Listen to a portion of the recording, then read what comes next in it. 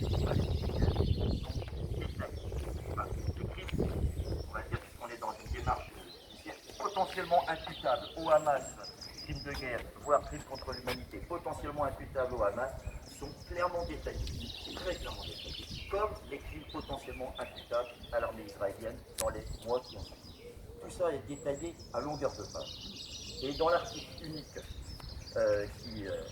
après tous ces attendus-là, qui est très court, il y a 4 paragraphes. Il y en a un qui, spécifiquement, parle des crimes imputables au Hamas. Je peux le lire. Donc, la présente invite le gouvernement à inclure dans ce renvoi une demande d'enquête à propos des crimes de guerre, y compris s'il y a lieu de crimes contre l'humanité commis le 17 octobre 2023. C'est pas Israël, c'est clair. Et le dernier paragraphe, effectivement, sur lequel M. Botorel se fonde pour ne pas signer, invite le gouvernement à inclure dans ce renvoi une demande de saisine de la Chambre préliminaire au fin que soient délivrés des mandats d'arrêt à l'encontre de M. Netanyahou et de toute autre personne impliquée, selon l'évolution de l'affaire. Effectivement, Netanyahou est le seul impliqué. Mais on lui a répondu que M. Netanyahou et M. Sinwar, ce n'est pas exactement la même chose. M. Netanyahou, c'est un chef de gouvernement d'un pays ami, qui a libre circulation quand il vient chez nous. Il n'y a pas de problème. Il est même accréditant. On lui a même rappelé qu'il avait été accueilli avec force de démonstration d'amitié indéfectible, etc. Monsieur Sinwar, puisqu'il parle de Sinwar, il aurait pu parler de Mohamed Deif ou n'importe quel autre responsable du Hamas. Ils savent très bien, eux, qu'en tant que responsable d'une organisation qui est sur la liste des organisations terroristes, qui met un pied sur le sol français, il est déjà une arrestation. Voilà. Donc, la spécificité de ce dernier paragraphe, c'était bien de dire M. Netanyahou aussi est passible de poursuite et devrait être arrêté immédiatement. Voilà. On peut discuter de ce dernier petit paragraphe, éventuellement, mais prendre appui là-dessus pour dire « Ah, je ne peux pas signer », vous comprenez, c'est illégal. Et surtout, là où c'est malhonnête, c'est de laisser entendre, pour des gens qui lisent ça un petit peu vite dans la presse, ah bah oui, déjà, évidemment, la FPS, Amnesty International, sont gentils, mais ils demandent d'appuyer une résolution qui est totalement partisane, contre Israël, et qui ne dit rien du Hamas. C'est exactement le contraire. Je vous invite à aller la voir. Plus équilibré, on ne fait pas. Donc voilà, on lui a dit que gentiment quand même, mais fermement, qu'il faisait preuve d'une certaine mauvaise foi. On a rattaché ça, d'ailleurs, et là-dessus il n'a pas su quoi trop en répondre, à un autre niveau, à l'attitude de la France. Vous savez que la semaine dernière, la France le Conseil des droits de l'homme de l'ONU a voté une résolution pour que cessent les ventes d'armes à Israël. Et que ce soit un cessez-le-feu immédiat, mais pour que cesse immédiatement toute vente d'armes à Israël. La France s'est abstenue.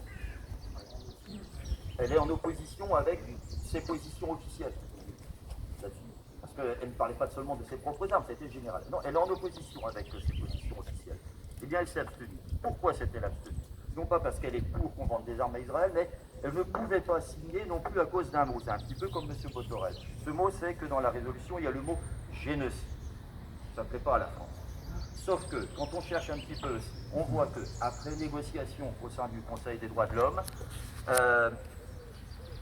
le mot génocide a été discuté, et il ne reste dans la proposition de résolution que les termes exacts de l'arrêt de la Cour internationale de justice, arrêt du 26 janvier, donc c'est le droit international, et on a rappelé à M. Botorel, et on le rappelle aussi, on le dira tout à l'heure à M. Macron dans le courrier, que la France, par la voix de son ambassadeur à l'ONU, M. De Rivière, au moment où la Cour internationale de justice était saisie, la France s'était engagée à respecter les termes de l'arrêt de la CIJ dans leur intégralité, parce que la France soutient l'institution Cour internationale de justice en tant que pilier du droit international. Donc d'un côté on dit, on verra ce qui se passe, mais on acceptera la décision de justice, et un mois ou deux plus tard on dit, ah ben non, ce qui est là, ce mot-là est totalement inacceptable. C'est quoi le message qu'on envoie? Disons, le message qui est envoyé, c'est que le droit international est à géométrie variable. C'est désastreux. Et c'est surtout pour faire preuve d'une mauvaise foi totale, ou d'une malhonnêteté totale. Donc finalement, à deux niveaux différents, on est un petit peu sur le même bordel. Bon, avec M. Botorel, on a aussi parlé de vente d'armes, bien sûr, parce que c'est l'actualité. On est venu aussi lui demander de s'associer à une une autre proposition de motion signée par 115 députés à l'Assemblée nationale pour que la France arrête ces ventes d'armes. Alors, il nous a dit que la fourniture d'outils militaires à Israël ne représente que 0,02% des exportations françaises. Et donc, voilà. Donc, il a dit ça ne me gênait pas que, on pouvait y aller, quoi. Sauf que quand même, il a répété à plusieurs reprises après que le problème, il faut quand même assurer et continuer d'assurer ce qui est nécessaire à la défense d'Israël, parce qu'Israël a le droit de se protéger, et donc il fallait bien distinguer les armes offensives des armes défensives, etc. Et que d'ailleurs, l'affaire des pièces de Marseille, vous vous rappelez, on en a parlé la semaine dernière, c'était pas vraiment des munitions, c'était juste des petits bouts pour attacher les munitions. Bon, alors Marc Mignon, qui était avec nous pour l'Amnesty International, a répondu, lui a rappelé que les pièces en question permettent juste d'améliorer considérablement les résultats. Elles permettent des tirs en rafale jusqu'à 1000 balles par minute. Et surtout, ces pièces ont été retrouvées sur les lieux de ce qu'on a appelé le massacre de la Farine, où 117 personnes ont trouvé la mort. Et plus de 700 ont été blessés par l'armée israélienne lors d'une distribution de nourriture. Donc, on est bien naïf, mais quand même. Il a rappelé aussi, Marc, que ces pièces sont livrées à la société LD, en principe pour la réexportation. Mais tout ça va à l'encontre, de toute façon, des mesures stipulées par le traité de commerce sur les armes de 2013 et la résolution de l'ONU 248 pour la protection des populations contre le génocide. De toute façon, on n'a pas à vendre d'armes en Israël, sinon on se met en porte-à-faux vis-à-vis de. Et donc, il a rappelé, Marc, on en reparlera peut-être tout à l'heure, ou on le fait maintenant d'ailleurs, c'est l'occasion, que 8 ONG, dont la FPS, dont Amnesty International, et un certain nombre d'ONG, plus loin là, ont déposé 3 référés devant le tribunal administratif de Paris, parce qu'il y a urgence, au sujet de ces ventes d'armes à Israël par la France. Et en rappelant que la France pourrait se trouver condamnée, ou en tout cas traînée en justice internationale, pour ne pas appliquer les mesures ordonnées par la CEDAW. Donc Botorel a insisté là-dessus en disant oui, mais vous comprenez, c'est difficile de prendre des décisions contre les aspects négatifs de la politique. Oui, il y a des choses qu'il faut faire, mais c'est difficile parce qu'il ne faut pas mettre en danger la sécurité d'Israël. Israël est légitime, mais il ne faut pas mettre. Voilà. Vous savez, il nous a dit il y a des gens qui se réveillent tous les matins en voulant faire disparaître cet État. Bon. Alors on a essayé de parler un petit peu d'histoire, mais il ne voulait pas entendre parler d'histoire. C'est-à-dire qu'il n'y a pas d'histoire. Dès qu'on lui parle, il faut peut-être remonter un petit peu. Ah oui, mais on ne va pas remonter voilà, donc difficile de parler d'un problème qui est comme celui-là sans vouloir faire un peu d'histoire. On parle de quelques décennies. Donc il a insisté là-dessus, la France participe et doit continuer de participer à la protection d'Israël contre les roquettes tirées par le Hamas et dans le futur contre une possible attaque israélienne contre le Ensuite, là on en a parlé déjà, sur la convention de la France au Conseil, sur la convention de la France au Conseil des droits de l'homme de l'ONU. Là-dessus, il n'avait pas de réponse, il a un peu séché, il ne pas de... Bien. Sur son refus de signer la sanction transpartisane, on en a parlé aussi. Et on a quand même insisté, mais bon, maintenant, quand même, on ne peut pas nier. Et la France, dans ses propos, ne nie plus qu'il se passe des choses totalement inacceptables de la part d'Israël. Donc on a le progrès, 1000 balles par minute, c'est une invention française, c'est quand même chouette quand même. Voilà. Et donc on lui a rappelé que, plus personne, même pas en France, ne nie qu'il y a des choses totalement inacceptables, c'est les mots du président de la République aussi, qui se passe du fait d'Israël. Donc comment faire? On dit, on en a fait, on lui a dit, ça ne suffit pas, vous le savez aussi bien, nous soutenons que les paroles aussi fermes soient-elles, n'ont aucun effet d'Israël. Il faut donc des actions. Il n'avait pas l'air de comprendre on parlait de sanctions. Il nous rappelle les votes, il nous rappelle l'initiative diplomatique de la France avec la Jordanie et l'Égypte. Voilà. Mais quand on parle de sanctions, il ne comprend pas. Et quand on lui dit, mais on lui parle de la complaisance dont joue Israël au plan international, et qui fait clairement passer un message désastreux, de poids, de mesure. Un message qui dit qu'Israël peut toujours se permettre de continuer à se moquer impunément du droit international, se moquer du droit international, il répond, mais la Russie aussi se moque du droit international. Ah oui, et ben on lui a dit, bah oui, mais les sanctions ont été prises depuis longtemps. Voilà. Exactement, là il y a des sanctions sur d'autres pays. Et on pourrait signer un autre. Voilà. Alors, autre réponse de M. Botorel, oui, mais Israël c'est une démocratie. Alors, là, pareil, on a dit, oui, c'est une démocratie. Sauf que c'est quand même une démocratie, voilà, à usage interne pour certaines parties de la population.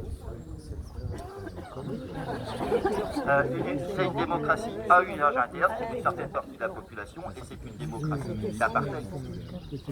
Bon, et donc on lui a quand même rappelé un certain nombre de choses, décolonisation et annexion, et on a aussi le parallèle, puisqu'il revient encore revenu sur les otages du Hamas, et quand on parle de démocratie, la population palestinienne, elle vit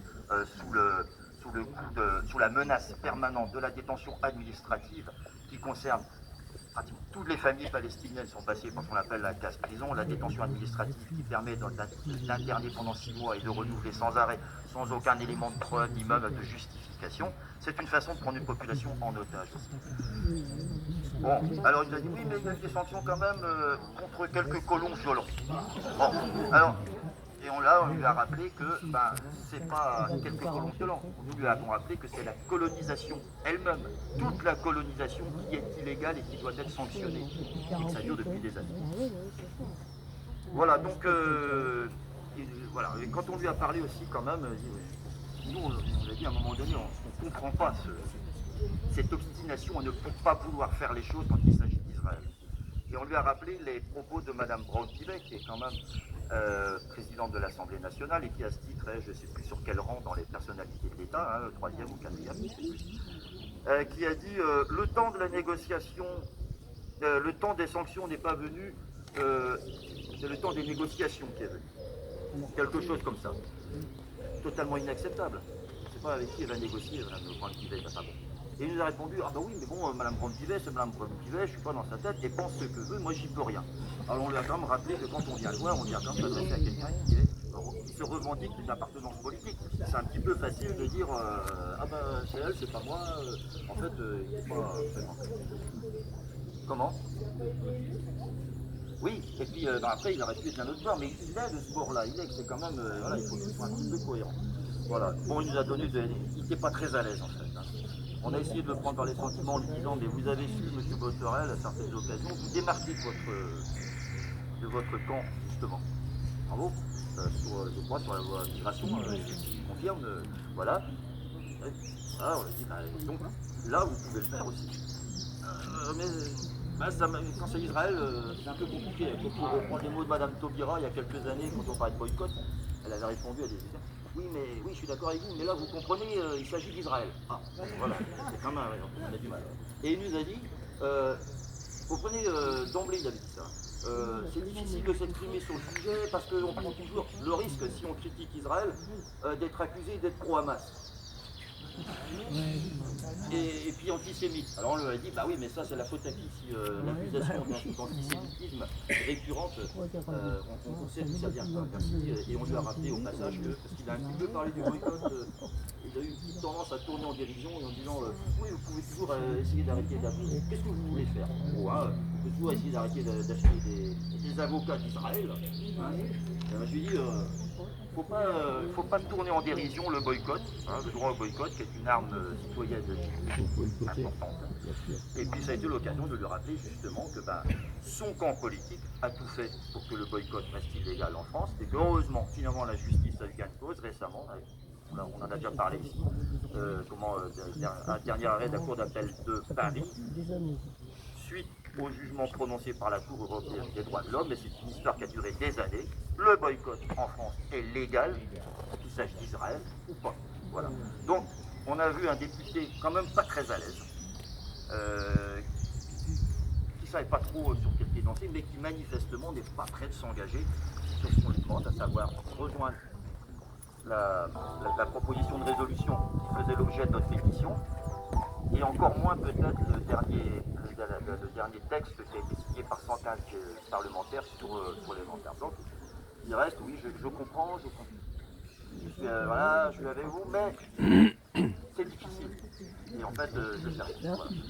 Voilà. Qu'est-ce qu'on peut dire d'autre là-dessus? Donc je crois que c'est tout l'essentiel hein, pour M. Botorel. Voilà. J'ai parlé de l'action juridique et des trois risques. Donc je vais m'arrêter de parler pour le moment. On va...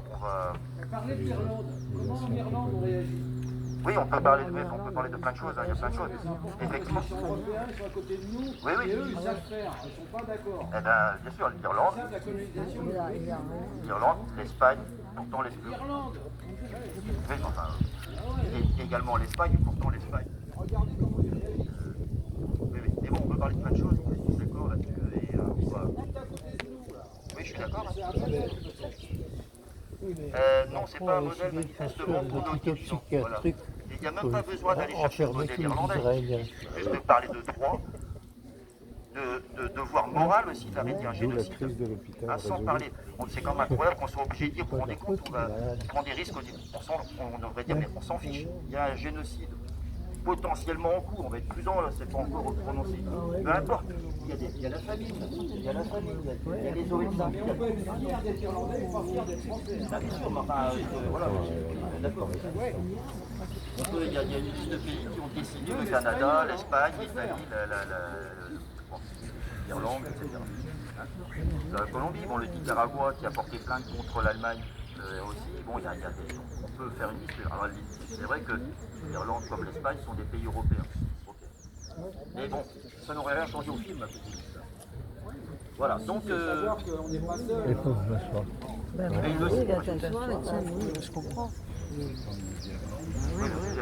T'es pas fatigué, toi, Marie-Christine? Bien, alors, je vous propose de prendre le chemin de la sous-préfecture.